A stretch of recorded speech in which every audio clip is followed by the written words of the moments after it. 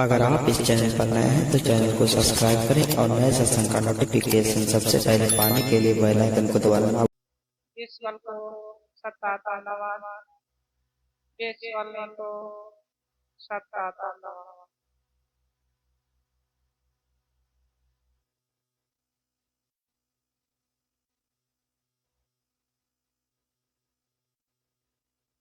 कहा है हे नरजन और नारी जन, कितना अनमोल मौका मिला है, ये नर्तन प्राप्त हुआ, ये महान आत्मा कितना दुर्लभ मौका मिला।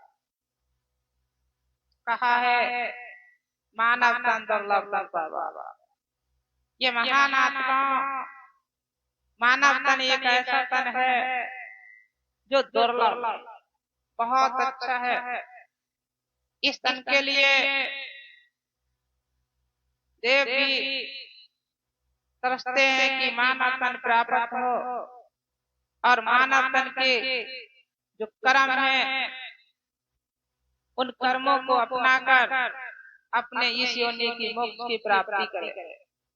ये महान आत्मा इस तन के लिए असुर भी कल्पना करते हैं कि मानव तन प्राप्त हो और इस तन से ही अपने सत्कर्मों को अपनाकर अपने ही तन की मोक्ष की प्राप्ति करे। ये महान आत्मा आज अधिक से अधिक नर नारी जिनको कहा जाता है बड़ा श्रेष्ठ तन, बहुत दुर्लभ तन है। ये महान आत्मा नर के लिए और नारी के लिए इतना ऊंचा स्थान मिला है जितना ऊंचा स्थान किसी को नहीं मिला। आज नर नारी कितने छोटे स्थान पे पहुंच गया है। ये महान आत्मा नर नारी का जो जीवन है वो कैसा बीत रहा और नर नारी का जीवन कैसा बीतना चाहिए। नर नारी का जीवन है तो बहुत अच्छे कर्म योनि में, और वो इसमें चल रहा है भोग योनि में। किस योनि में चल रहा है? भोग योनि में।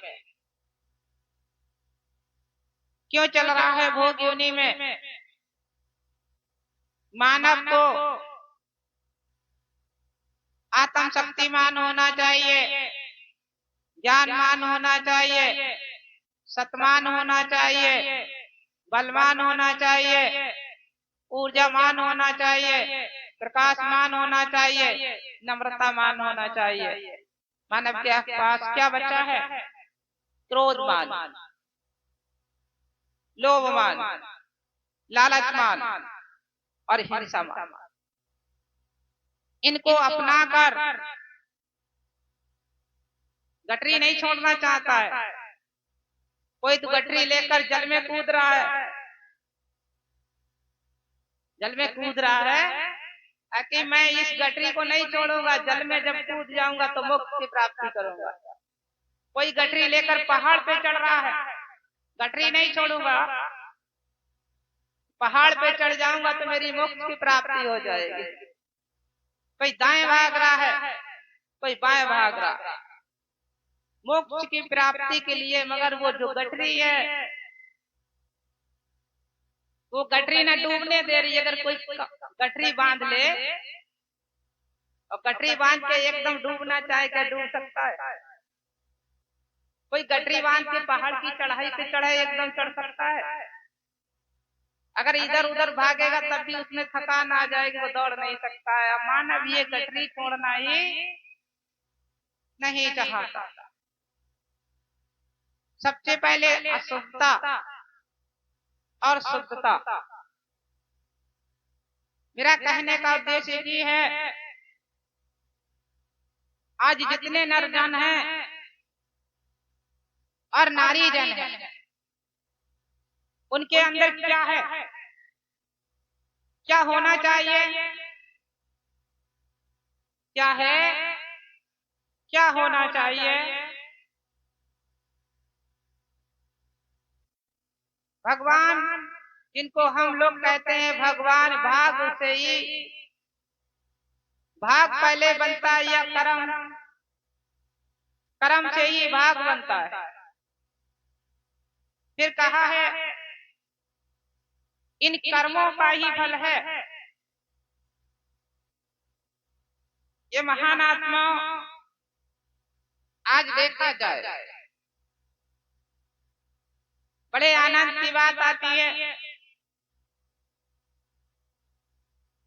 देखा होगा आपने, कहते हैं लोग, पहले के लोग कहते थे जब किसी का बच्चा छोटा होता था और शरीर छोड़ जाता था तब जिंदा था, जब जीवित था कहते थे मेरे लला की आंखें छोटी छोटी, और किसी कारण वो शरीर छोड़ जाता था तो कहती थी माता मेरे लला की बहुत बहुत बड़ी आंखें, कहते लोग। तो इसी वक्त देखा जाए 5 तत्व चेतन तन है। कौन सा तन है? ये 5 तत्व चेतन तन है। और 5 तत्व चेतन तन में सद्भाव कितना है? 5 तत्व चेतन तन में कितना सद्भाव है? आज किसी भगवान के कोई पास जाए तो आज तक किसी भगवान ने ये कहा हो तुम पीछे हट जाओ भाई, तुम्हारी हम नुक्ती हलवा नहीं खाएंगे, तुम चले जाओ यार। भगवान ने किसी को वापिस किया? नहीं किया कि तुम्हारा हलवा तुम्हारी नुक्ती नहीं खाएंगे, तुम चले जाओ यहाँ। तुम क्षत्रिय हो, तुम्हारा खाएंगे। तुम ब्राह्मण हो, तुम्हारा खाएंगे। तुम वैश्य हो, तुम्हारा आधा खाएंगे।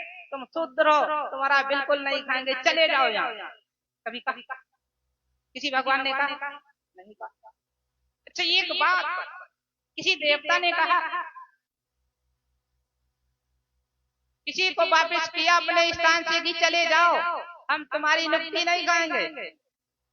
नहीं कहा। फिर मानव में ये अशुद्धता कहां से आ गई? कहां से आ गई? मानव कहता पीछे हट जाओ, मेरे बराबर खड़े होने लायक है। इसको क्या कहते हैं? ईश्वर या असुर? असुर। यहाँ जितना हमारा ये संसार है, हमारा नहीं, सबका ये संसार है और सबके ये शरीर है। इन शरीरों में अगर देखा जाए तो भाई एक मुंह से बाप निकल रही है तो वायु कहाँ जा रही है? वायु वायु में विलीन हो जा रही है और वही वायु निकलकर दूसरे के मुंह में जा रही है। जब मुंह से सांस लेते है कोई व्यक्ति, नाक से सांस लेता तो वायु कहाँ गई?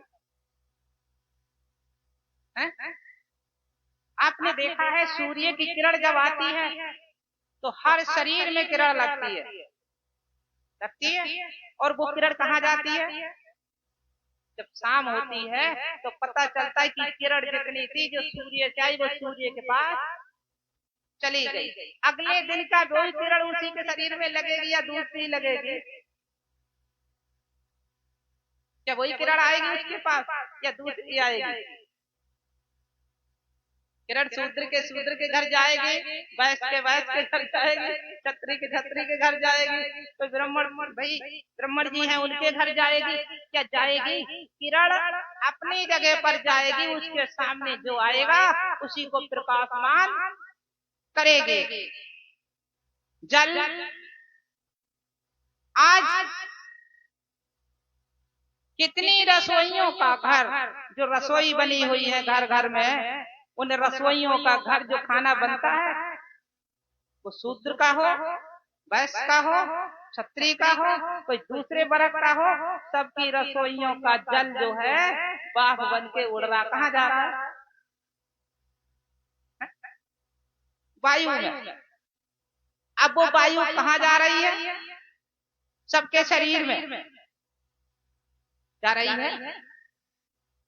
या जितने भी हमारे मृतक शरीर हैं, मृतक शरीर का पानी जब जलाया जाता है तो मृतक शरीर का पानी कहीं मिलता है? वो अग्नि और वायु के द्वारा आकाश में चला जाता है, और आकाश से जब वो नीचे आता है तो ओस बन के, क्या बन के आता है? ओस बन के। आप पूछो भाई, जिस जाति के घर का वो शरीर था, क्या उसी की जाति के घर वो ओस गिरती है या दूसरी जाति के घर गिरती है? वो हर वनस्पति पे गिर जाती है, और जब वो हर वनस्पति पर गिर जाती है वो उसके कण, वो कौन से शरीर के कण हैं?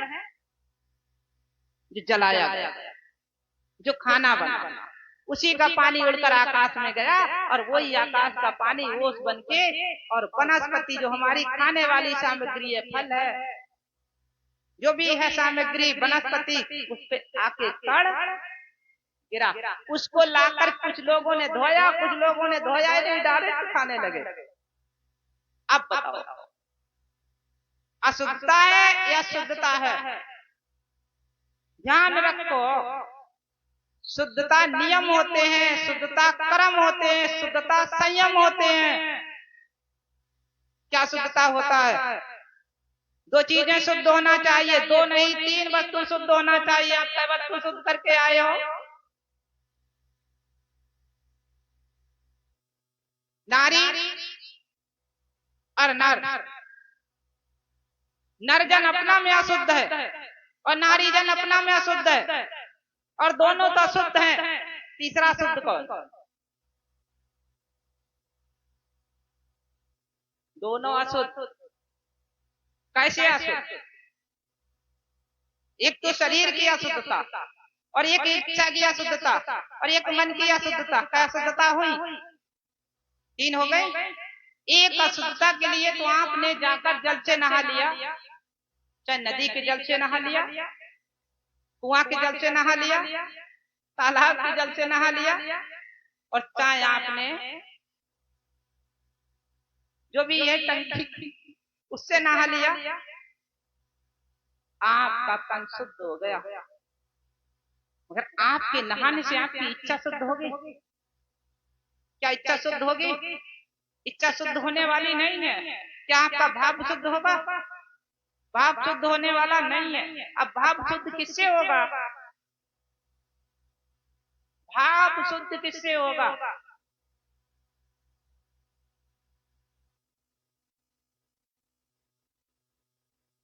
ये महान आत्मा।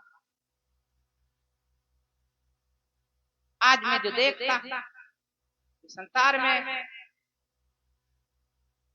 सबसे बड़ा क्या है? सबसे बड़ा छल और कपट। क्या है? छल और कपट, हिंसा और निंदा, छल और चतुराई। ये किसके काम में आई? किसके काम में आई? ध्यान रख, ये किसी के काम में नहीं आई है। आप मानव शरीर हो, आप नर नारी हो, एक ही ईश्वर के अंश हो, एक ही ईश्वर के अंश हो। जब एक ईश्वर के अंश हो तो आप में भेद क्यों? आप में तो भेद नहीं होना चाहिए। आप में भेद नहीं होना चाहिए। ये महान आत्मा। आज मैं एक बात देखता हूं, ज्ञानवान हो अज्ञान हो, धनवान हो निर्धन हो, रूपवान हो कुरूपवान हो, सबकी स्थिति एक ही है। क्या स्थिति? क्या स्थिति है?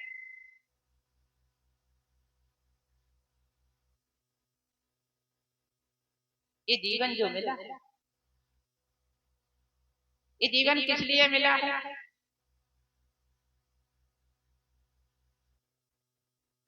जीवन किस लिए मिला? दो आंखें, दो कान, दो नाक के सुरांग, एक मुंह, दो हाथ, दो पैर। इन द्वारों से, इन इंद्रियों से क्या भगवान के दर्शन होते हैं?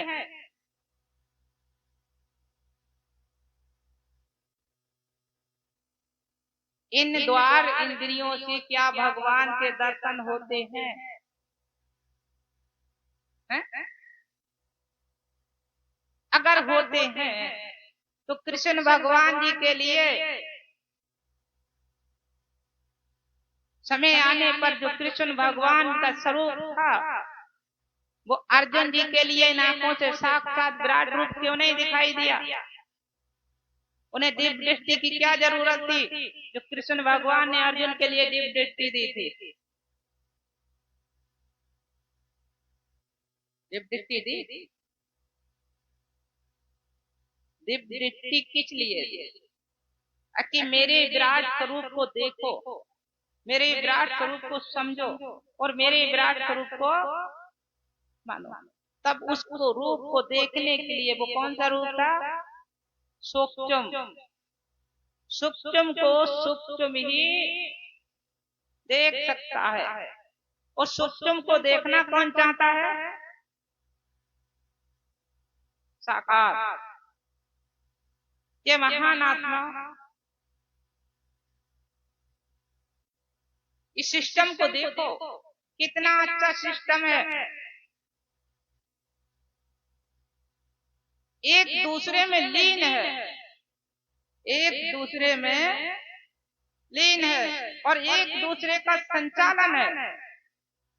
एक दूसरे का संचालन से ही सृष्टि का संचालन है। अगर एक दूसरे का संचालन ना हो तो सृष्टि का संचालन रुक जाएगा।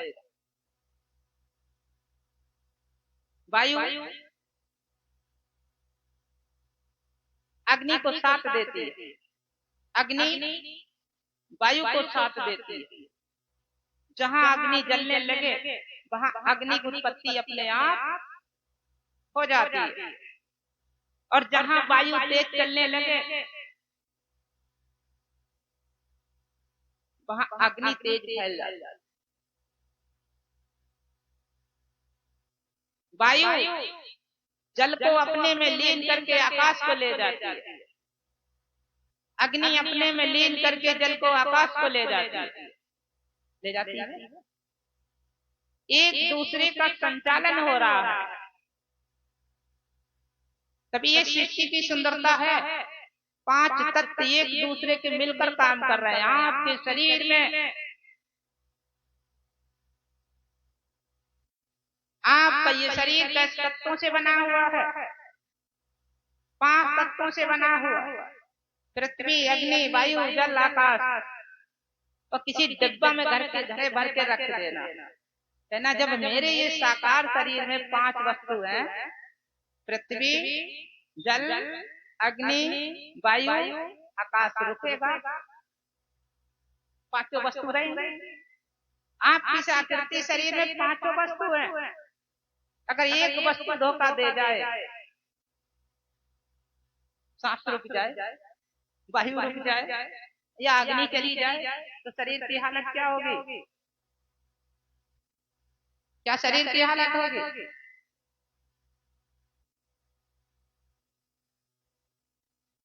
इस तत्वों को संभालने वाली कौन सी शक्ति है जो तत्वों को संभालती है? कौन सी शक्ति है? प्रकृति। इस तत्वों को प्रकृति संभालती है। आपने देखा, आपने देखा अभी एक महीना पीछे क्या निकला? बहुत शीतल। कैसा? ऊपर देखो तो शीतल और नीचे देखो तो शीतल, दाएं देखो तो शीतल और बाएं तो देखो शीतल। मिला? वो अग्नि कहाँ छिप गई? अगर आकाश में छिप जाती तो आकाश गर्म हो जाता, गर्मी निकलने लगती। वायु में छिप जाती तो वायु गर्म हो जाती। पृथ्वी में छिप जाती तो पृथ्वी गर्म से आंच देने लगती। वो प्रकृति है। अब 2 महीना के बाद देखना क्या निकलेगा। अप्रैल के बाद, महाराज अप्रैल 2 महीना निकलेंगे। अप्रैल के बाद जब मई आएगी तो क्या शीतल मिलेगी ढूंढने से? फिर वो शीतल कहाँ जाएगी?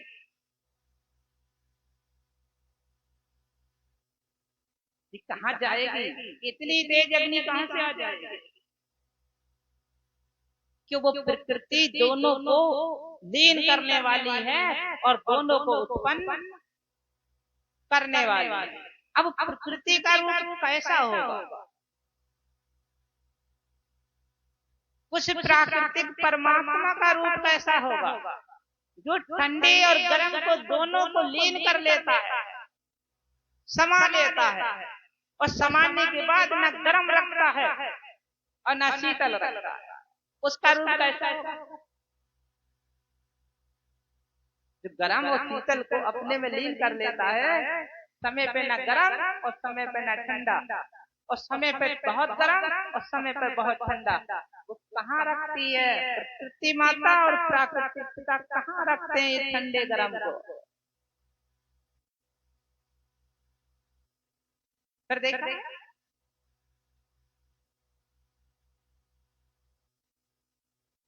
हमारे वृक्षों में, हर वृक्ष में, हर वृक्ष का जो फूल होगा उसका कलर, रंग अलग होगा। हर वृक्ष के फूल का सुगंध, जिसे बोलते महक, स्वाद अलग होगा।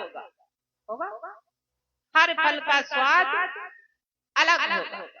इतने स्वादों को वो कहाँ रखती है? कहीं आपको ढेर लगे दिखाई दिए?